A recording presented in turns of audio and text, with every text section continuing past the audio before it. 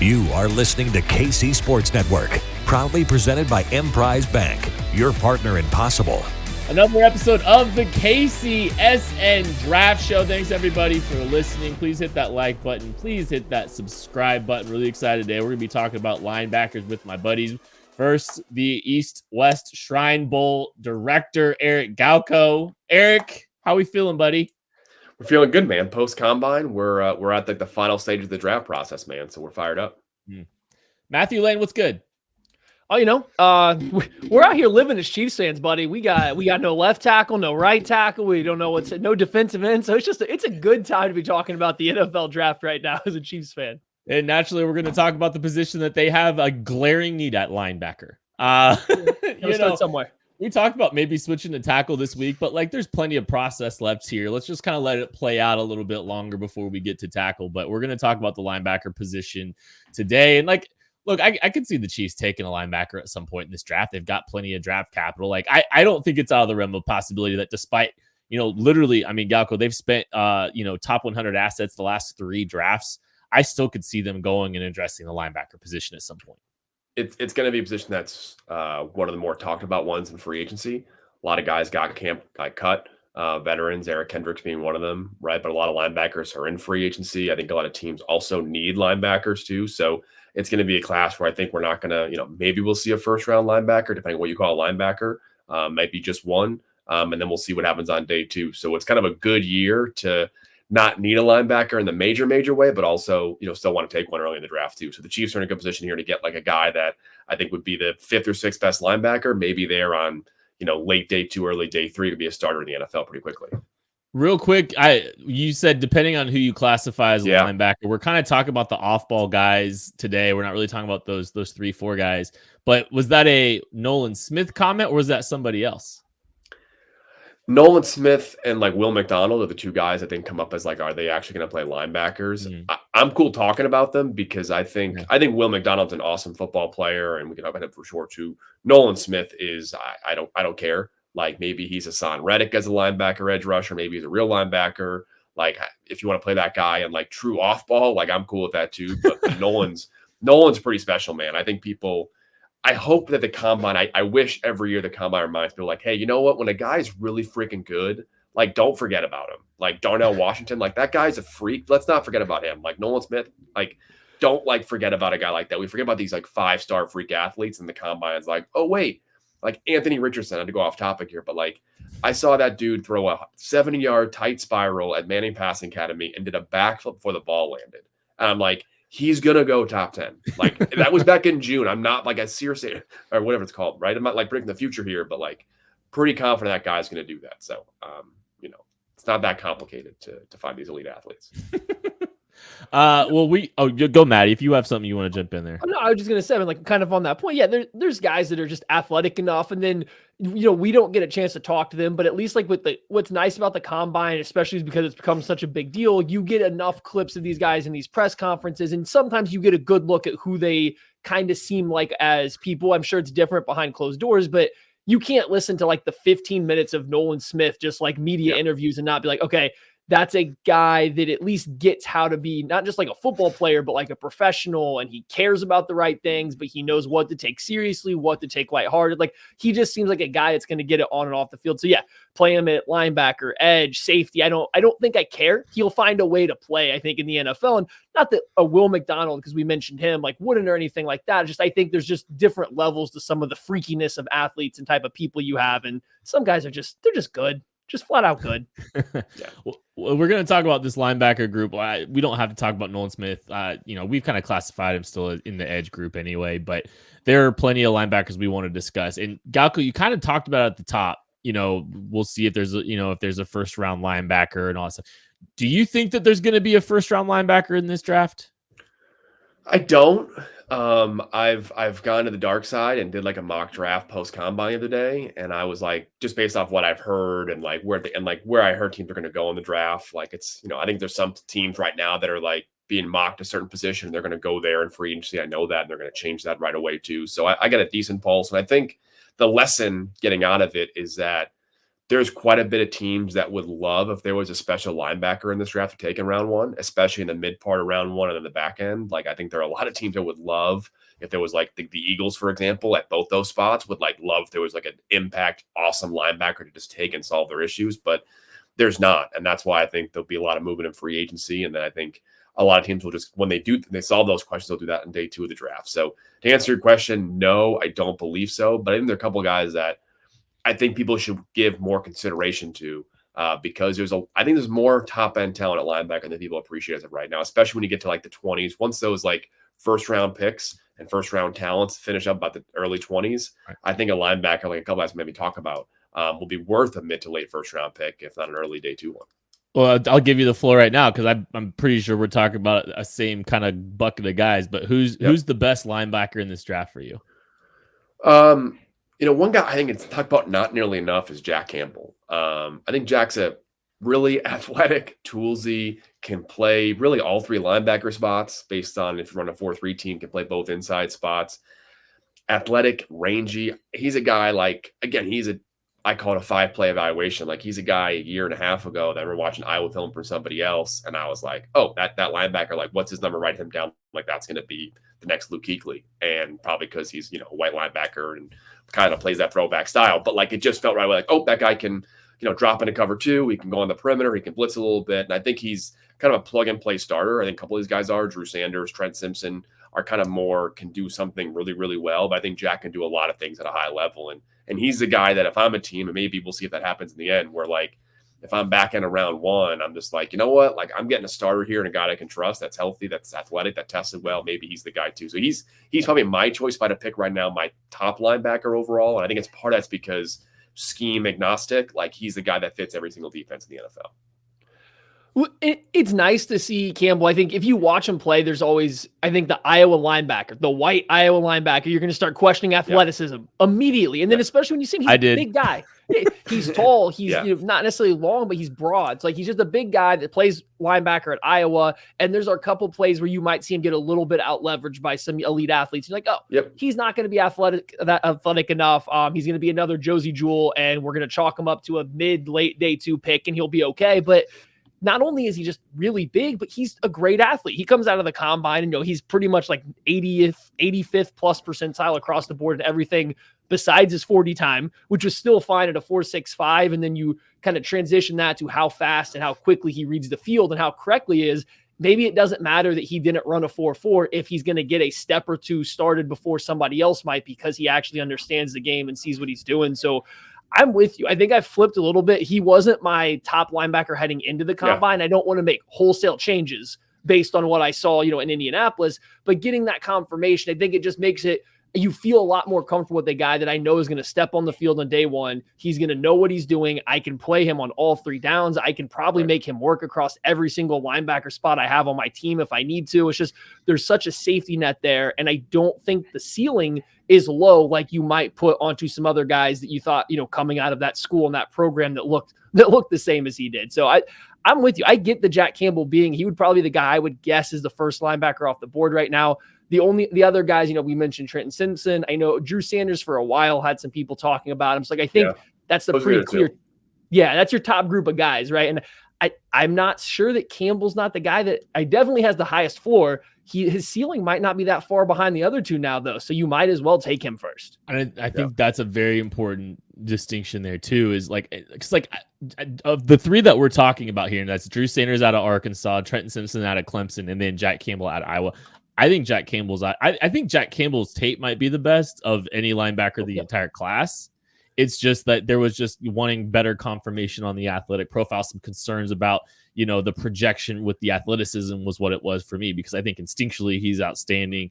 I think play diagnosis is really, really good. He made some plays on the football still in coverage and stuff like that. Like, I think there was honestly, like, seeing what he did athletically, just, I might have overthought it just a little bit when I came to the projection, because I do think the ceiling is a little bit higher, and I think the floor is higher for him than Trenton Simpson and Drew Sanders, where I look at both of those guys and it's the pure physical traits, right? Like, it's just like both of those guys, they're just unique physical traits that are so tantalizing, and the reason that you're looking at, You know, like there's a lot of there's more heat for those guys even now post combine. It feels like from some of the stuff that you consume that there's more heat still for those guys than a Jack Campbell, and Drew Sanders didn't even test. So like I don't know, like those two guys, Drew Sanders and Trent Simpson. Like, what do you think about those two, Galko? Yeah, I think Sanders, if I had a bet on it, I would say Sanders is the one that goes first, just because I think he's going to test pretty well as well. But I think he's, in my opinion at least, I think he's a guy that's perfect for a 3-4 scheme. And depending on what you want to do, he could play inside, he could play edge rusher. I think he's kind of this versatile 3-4 player that can do a lot. He could play a 3-3-5 and kind of make things happen in space too, as he kind of gets upfield too. I just think his ability as a rusher, Drew Sanders, kind of makes him the most plug and play, like impact player. Like, is it a long-term starter? I probably still say Jack Campbell, but like Drew Sanders flash wow plays. If he has, 80 tackles and 7 sacks as a rookie, like would I be shocked? No. So that's why I think Drew Sanders will be the first guy going to. And then Trenton Simpson, just A+ traits, right? I don't care what the athletic testing says to you. Watch that guy in film and you're like, holy shit, this guy moves, different than the other guys I'm looking at here for sure too. But I think he's, still some issues in coverage, I think, and can be a liability there down the field too. So great athlete, still figuring out. But again, Trent Sims could be the best guy from this draft as a linebacker too. So we're talking about the same kind of guys here, but Simpson and Sanders have the traits. Sanders maybe the most high impact guy early on in his career, but I still think Jack Campbell being the guy that 10 years later, he's still playing football.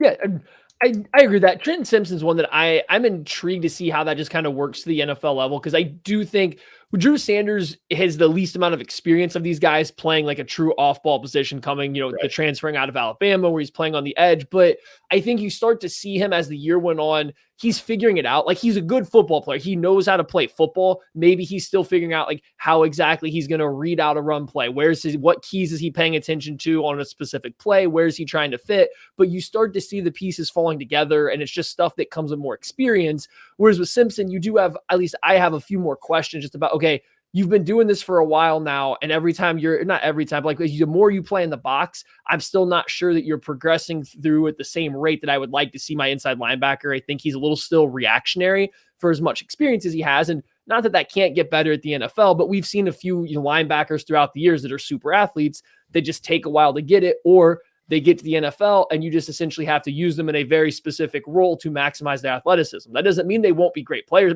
I still maintain that Devin White isn't as good as some of the stats he can put up as, because the Bucs did a great job of figuring out how to use a completely freak level of an athlete that's that size and can run around. So there's ways to use him no matter if he starts figuring it out or not. Just, I would like to see more development, more progression in what he's seeing. Is he picking up on everything that I think that he should be? So I'm fascinated to see how his kind of projection in the NFL goes over the first 2-3 seasons in the NFL. So I want to talk to you guys through a prospect here, because you're talking about freak athletes and not overthinking some of these freak athletic profiles. I watched, and Owen Papo had a phenomenal NFL combine. Yeah. But when I put the tape on, I see a guy that's gotten a lot of opportunities at Auburn to play a lot of football, and I just don't trust that he knows what's going on the football field very often. And I'm not trying to just dunk on this kid. So tell me why I have a day 3 pick, a day 3 grade on Owen Papo, a pretty low day 3 grade on Owen Papo, and why I'm wrong. Someone tell me why I'm wrong. Is it just the athletic profile, or all I see is at best a special teams player. This is Dorian O'Daniel syndrome. I mean, he's not as good of an athlete, or he's a better athlete than Dorian O'Daniel. Sorry, but like I have some of that kind of concern about him projecting the NFL. Can someone talk me off the ledge here? Yeah, I'll go first. By the way, I think the range of outcomes for Owen Papo is not. It includes what you just said as a player. For sure, right? I think that's kind of like a really good athlete, and then you're kind of trying to find a spot for him as a 4th linebacker, maybe 3rd linebacker situationally, for sure. I would say I'm biased. I've talked to Owen. He's a smart dude, like put together, like really like understands ball, understands how things fit together, right?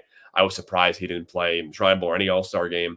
I would have helped him a lot. I think his kind of special trait, along with athleticism, is I think the coverage, especially in zone coverage, and kind of understanding where things are and kind of playing in like that type of space. And I think he can do that as a nickel linebacker, flip his hips, change direction, kind of open up really naturally pretty quickly. And I think he can fit within a defense doing, even as a rookie, like 4-2-5 linebacker, like playing more in space on third down, like subbing in guys. If you want to do a 3-3-5, if you're a 3-4 team, and kind of have a guy who can play some coverage, but still kind of rush the outside the hash marks and stop screens and stop bubbles and stuff like that. So I think he's got that immediate role in the NFL, that coverage, playing outside the tackle box, like making plays in space, because he's so damn athletic and has a good sense of like where to move in coverage and in space as well. But you're right in that, like, there's some missteps, there's some mistakes in the box. I don't know if I trust him tomorrow in the NFL to be an in-the-box linebacker. And I think that athleticism kind of allows him to make some cool plays, but also kind of leads some bad habits, some overruns, some kind of mistakes where I think at least, and again, it's something to diagnose with Owen in one of these combine rooms, is like, hey, are you trying to make an awesome play and you're really athletic and you get to a spot that you shouldn't be at, or are you misreading this? I don't know sometimes what's going on with Owen there. And I'll take that it's probably just him being too athletic and want to make a freaky play he did in high school, and he can't just like be an athlete, make a play. He's got to like kind of sometimes read a key here. So I think the answer is great athlete, can cover, and has a lot of tools to get better. And he's added some good weight and kind of looks the NFL body type now. But I definitely worry that he's not going to make that next to be an NFL starter like you kind of worry about, Kent. Well, I think that's a tricky thing with guys of just this general profile, is a lot of it's going to be what team they end up going to or where that's going to go. Because there's going to be some teams in the NFL that are okay if a guy is playing fast and occasionally going to be out of position, or he's going to overrun something. He's going to be a little too aggressive and try to make these, elite level plays because of his athleticism. And there's going to be other teams that aren't okay with that. There's going to be other teams that would rather you very much stick to your job and do what you're supposed to do. And teams like that might not be as, quite as interested in Owen Papo, at least as early. And there just might be some teams that aren't quite ready to take on, I don't want to say the project, but the developmental curve, or to get him to play their style of linebacker. And so the size, and then having to deal with, there are times where I agree with Eric that I do think he's not overrunning some plays, but beating spots that he should, because he's so athletic. He's kind of getting out of position because he's able to, and he's trying to do that on purpose. There's going to be some teams that just simply won't like that. And I think that gets really hard to look at someone's draft range and how that's going to end up without knowing which team is going to be coaching them at that point in time. Well, yeah. I feel pretty confident about Owen. Sorry, one last. I feel really confident about Owen being in the NFL for 5+ years, but what his role is going to be is, I think, a question that NFL teams have to get really comfortable with to draft in the top 3 rounds, like his talent deserves. Yeah. So what round do you guesstimate the round for Owen Papo? He'd be a guy that'd be really hard if I was a GM to not draft. He's there in the 3rd round, like really hard. But I don't think he goes in the 3rd. I think he goes 4th, 5th. Okay. Interesting. I think teams will pass. So we got a lot of, I think as we're kind of talking here, there's some day 2 linebackers. There's plenty of day 2 linebackers because we're not sure if there's going to be a first round day 1 linebacker or not. So just kind of curious about some of the guys that you might like on day 2. Let's go with a guy that you really like as a coverage backer in day 2, Galko. I wouldn't necessarily call him like his core strength as a coverage backer, but I do love Deion Henley. I think he's a guy that covers well. I love his background, right? Quarterback turned, a couple positions he played in college as well too. Again, another guy I've talked to quite a bit, like super smart, awesome, hungry to learn, can be physical. I think he's got to get a little better, like in the middle of the box, and like not, play with heavier hands and win the run game a bit more too. And he's still kind of he added a lot of weight the last 9 months, and I think he's still kind of figuring out how to do that. But reliable tackle who can play in coverage, and I think he's just so damn athletic. I trust that guy for the future too. So again, I'm not sure if I answer your question directly. He's the best coverage guy available. I don't know, but he's a guy I think is pretty damn talented. Let Matty gush. I think we're probably on the same boat. Yeah.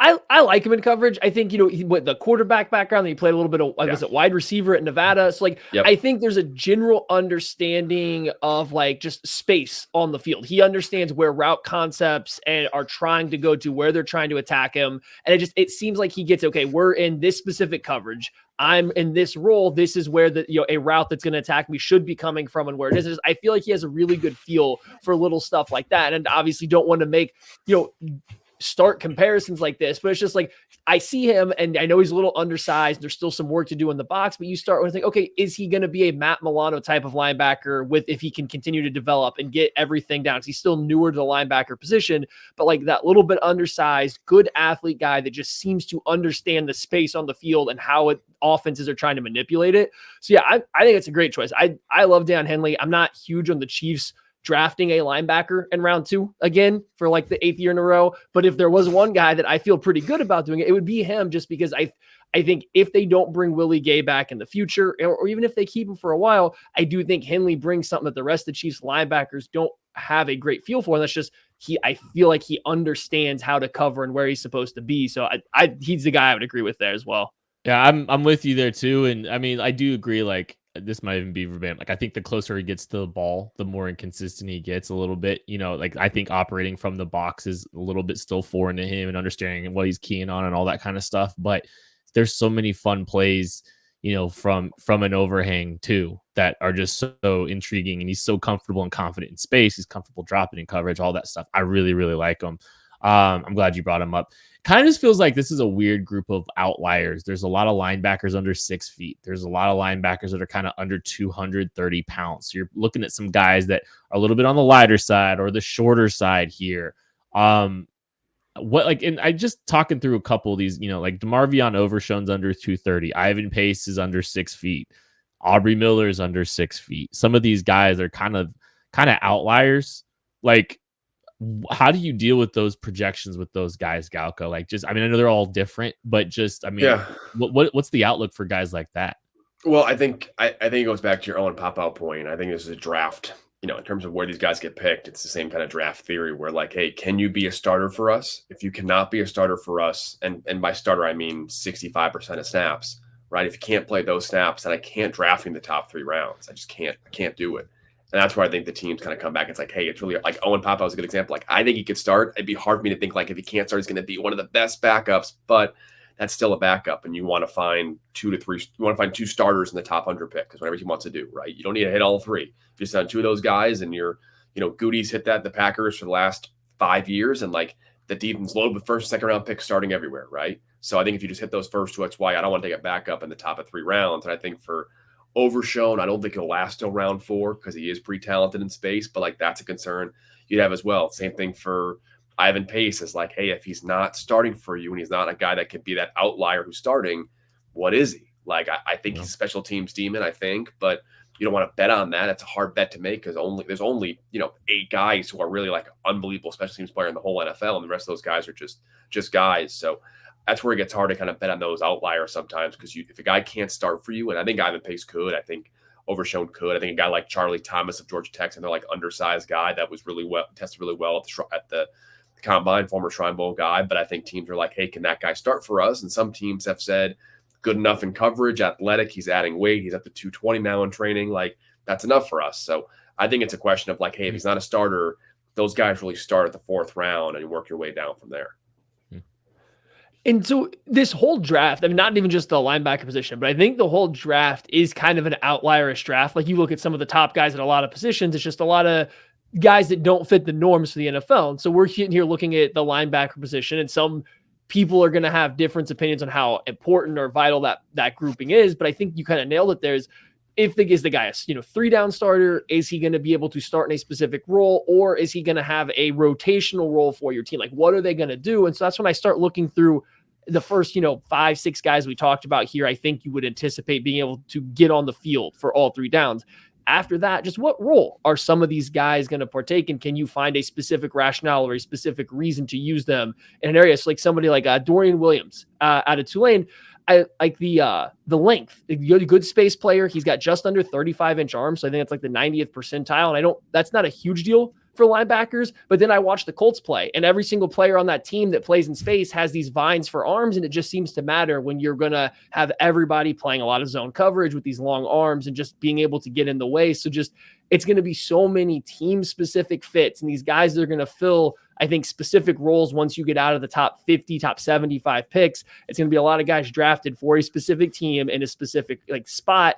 And I don't think that you can overreact as you're starting to look back on the draft, like, oh, this team liked DeMarvion Overshown way more than I would have liked them. But you have to go look at how they were playing him, I think, because not a lot of these guys are kind of a one size fits all to every single NFL team anymore. Yeah, and I think there's 2 guys that we haven't talked about yet that are starters tomorrow in the NFL. And these are guys that, again, just based off this logic, like they're not going to get out of the top 4 rounds, may go top 100. That's Henry To'oTo'o of Alabama, and then Isaiah Moore of NC State. Those are 2 guys that, like, hey, these are studs. These are smart players, instinctive. Isaiah Moore is, talking to teams, he's like arguably the most plug and play run defending linebacker in the whole draft. Like I'm not exaggerating. Like that's what people think. Agreed. Sure. I agree. Like, yeah. He can cover. I thought he was, to me, even surprisingly impressive in coverage at the Shrine Bowl and one-on-ones. And I think he used that kind of instincts to kind of know where to adjust on guys. Again, not that he's not a Jack Campbell type athlete, but he's a good enough athlete to play in space and work in coverage. But like those are two guys. And I think especially for my guy, Isaiah Moore, who doesn't get enough buzz and kind of that top tier of linebackers, like again, people would say from the outside, like Owen Pappower or Isaiah Moore, and you'd be like, well, it's got to be Owen. He's a better athlete. Well, like, no, Owen's athletic, and I like Owen a lot. Again, I'm not trying to slight Owen here. I talked to Owen. I like Owen a lot too. But like Isaiah Moore, like he starts me tomorrow. Owen might be an unbelievable athlete and make some freaky plays. Isaiah starts me tomorrow. And that's where I think a lot of teams miss on linebackers in 6th, 7th. That's how guys like Matt Milano go so later undrafted, but they're starters. And I think that's what Isaiah Moore really is. So he's the one guy that jumps out to me. I think guys like Anthony Orji are close. Jeremy Banks is close, a good athlete, can be a good run defender, working coverage a little bit too. But I think more so Isaiah Moore is the one guy that jumps out that we haven't talked about yet. That could be that starter over a lot of guys we have talked about. I was about to go there. He's the highest. No, it's fine. He's the highest rated linebacker I had from the Shrine Bowl. That was my top rated Shrine Bowl linebacker. Funnily enough, my comp for him is Nick Bolton. So I really good run. So like when we do our player comps, like it's not necessarily like this is his career arc necessarily. It's stylistically, these are the types of players that you're going to see because like that, like I think stylistically, the way Isaiah Moore plays is very similar to Nick Bolton. There was a lot of strengths getting downhill, play identification, triggering quick against the run, really, really, really good between the tackles. Things get a little bit hairier for him when he's outside the tackles, a little bit in space. There's some coverage restrictions, but you like the instincts. You like the, football character, the toughness that he plays with. He's a guy that you can drop into the middle of your defense, similar to what the Chiefs have done with Nick Bolton. Stylistically, I think Isaiah Moore and Nick Bolton share a lot of similarities. And I mean, Isaiah Moore is he's the highest rated linebacker I had from the Shrine Bowl this year. Yeah, that's saying a lot in the sense that teams felt our linebacker group was maybe one of our best position groups and as good, if not better than any other All-Star Games position group, put it that way, right? I think it was a strong group overall that we had. And I think Isaiah is a guy, he's a guy that similar to the 5 plays on film watching, like Isaiah, you talked that to for 5 minutes. And I was like, all right, we got a guy here. Like this is a guy, starter, go 10-year NFL player. So I think you're dead on there too. I think it's also a pretty good comp to Nick Bolton. Also like smart move to comp guys to the Chiefs because they don't comp to a player in the Chiefs, then you probably don't want to draft them. So same kind of logic. By the way, we those player comps are in the KCSN draft guide. There's a link to purchase and pre-order that. Releases April 5th. It's in the description of this show, so you can read all of the comps that we put on all these players. Such a good transition. I've been professional. I've been doing it for a few years now, but yeah, there's Galko. There is a ton of linebackers to discuss. I think, like from the Shrine Bowl, who do you think helped themselves the most this weekend at the NFL Combine? Overall, the position linebacker, just the linebackers,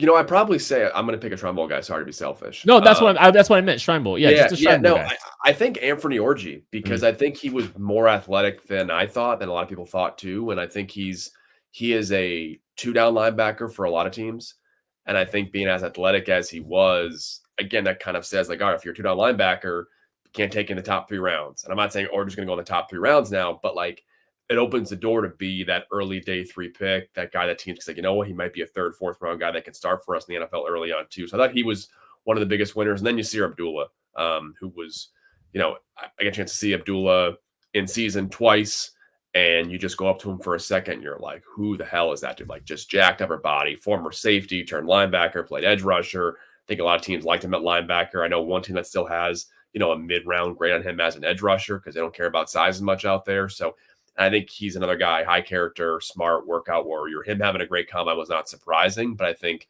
him having that workout compared to other linebackers who did tests kind of showed, okay, this guy is, I think, a little bit different in terms of athlete than everybody else do. So Orji, because he showed the ability to be maybe a little more than a 2-down linebacker only, but I think Yasir Abdullah being one of the best linebacker testers overall, I think showed what kind of upside he really has.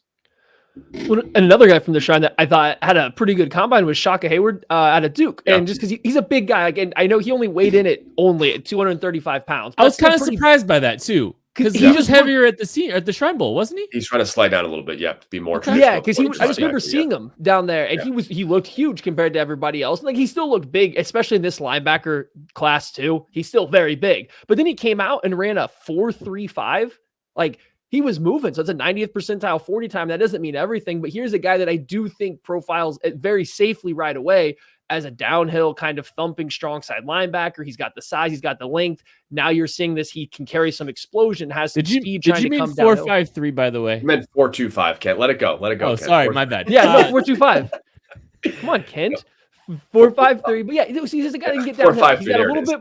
He's got a little bit more range than I think I would thought watching him, a few times this year, being a kind of local guy. So I like seeing that from him because I already like the tape. I already like when I can see a guy and exactly how I'm going to plug him in right away when we're talking linebackers. Like, that's a bonus. Like, that already right there gives you a very safe floor talking about how all these guys are going to get used.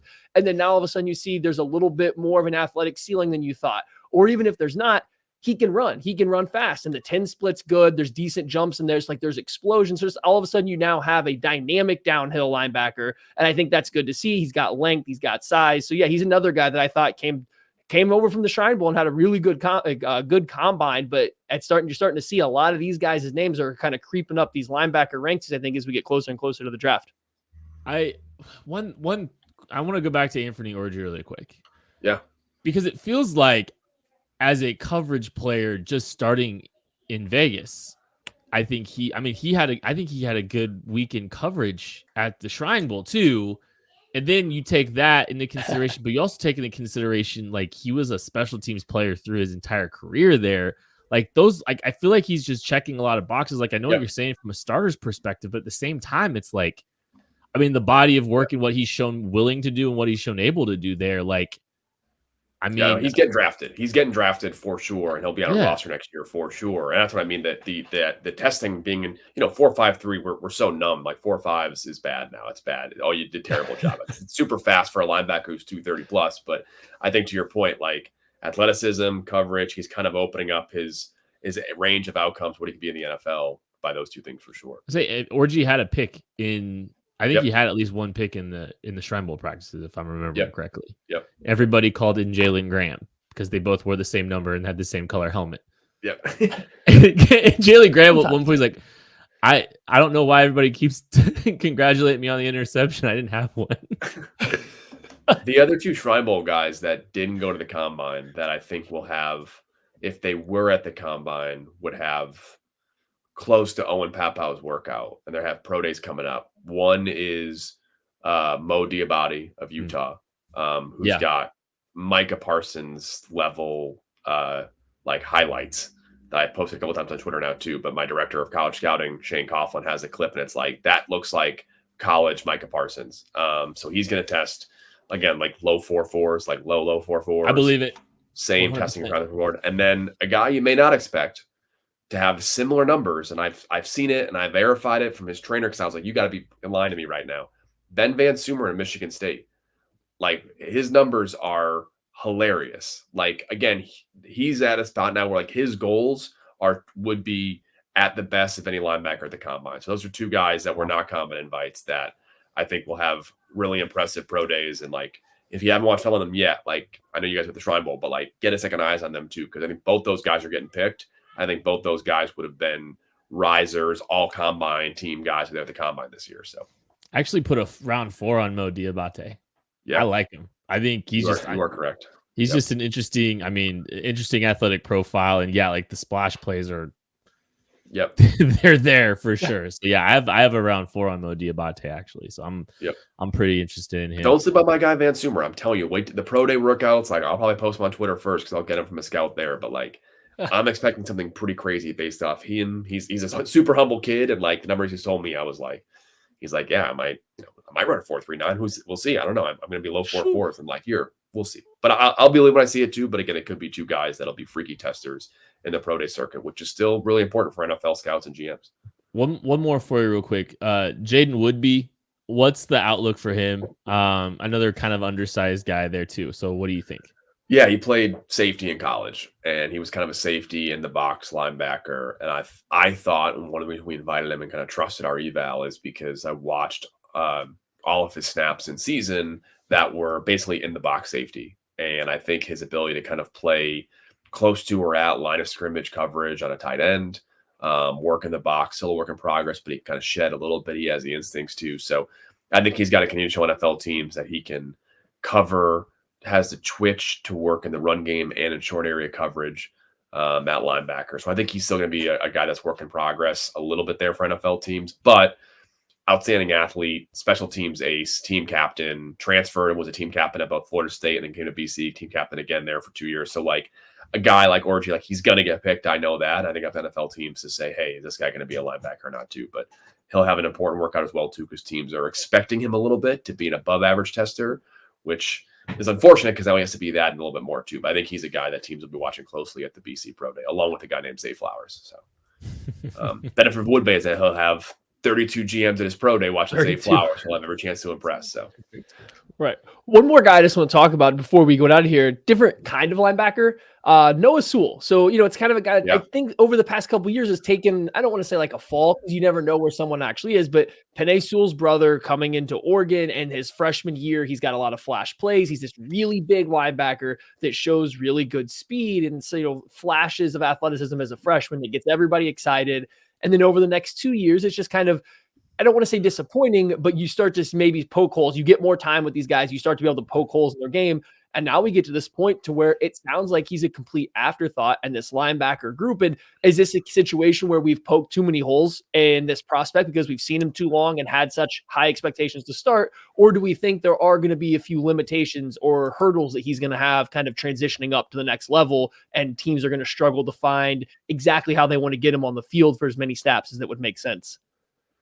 Yeah, I think he's got to don't overthink it too much. I think he's not the top 10 pick we thought he would be when he was a freshman, right? This guy's going to be the next, I almost said Aaron Curry, but that didn't work out for Aaron Curry. But next top 10 worthy linebacker. I think he's a bigger linebacker. The arm length is okay, not great. So he's not a guy that's going to be, out in the boundary at an elite level. I think, 10 years ago, that guy goes in the top 10 still, but I think he's just not as good in space on the perimeter as you'd kind of like to be. But smart guy, running back and linebacker in high school, like gets kind of the instincts on both sides of the ball, team captain, has the football IQ to direct in traffic, to adjust and read counter plays at a high level too, can be really physical, can be a dominant tackler in the box too. He still has ability to be a crosser level coverage guy, right? Can stop slants, can play in the coverage, short area stuff. And I think downfield is okay too. But I think to your point, I think personally, when I say a starter level guy, it's like he's not going to be a liability at any spot. I don't think Noah Sewell is going to be a liability in coverage. You don't have to be special everything to be a guy that's a top 100 pick or even a day 2 pick or day 1 pick, right? Like just be pretty good at everything and then be special and be one thing that makes you different. I think Noah Sewell is going to be a top 100 pick. And I could even see him going mid to late second round because he's just smart, physical, powerful, good enough athlete to work in space. Again, not the freak guy that may be expected, but I'd be surprised if he's not starting linebacker in the NFL, if not by week 1, by week 8 or 9 of next year. I told Maddie when I watched him, I said, if this was 2003, he's probably a top 10 pick. Like, no joke. Yeah. That's exact. So much about his game is throwback. But the funny thing is that he actually I think he did pretty well for himself at the combine testing too. He did. So that's a big boost for him. I think that'll help confirm a little bit more with some. Where do the Patriots pick? They'll take us though. He's awesome as a freshman, and unless something's going crazy off the field, like guys don't get worse. They just don't.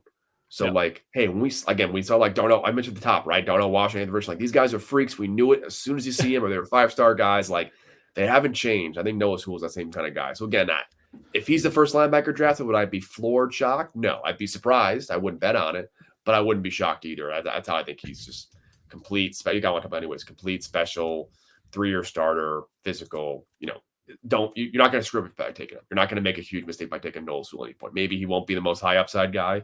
I'd rather 3 or 4 other guys besides him, but yeah, he's going to be an NFL starter early on as a rookie. It's an interesting linebacker class. We can't wait to see who goes and where they go and when they go. It's going to be a lot of fun late in April. But that was the linebacker preview here on the KCSN Draft Show. Thanks, y'all, so much, and we'll catch you later. Thanks for watching this production of KC Sports Network, the fastest growing sports media network in Kansas City. Check out these videos that feature our team of more than 15 former players, insiders, and analysts bringing you the best Chiefs coverage you can find. Entertain, educate, inform. KC Sports Network.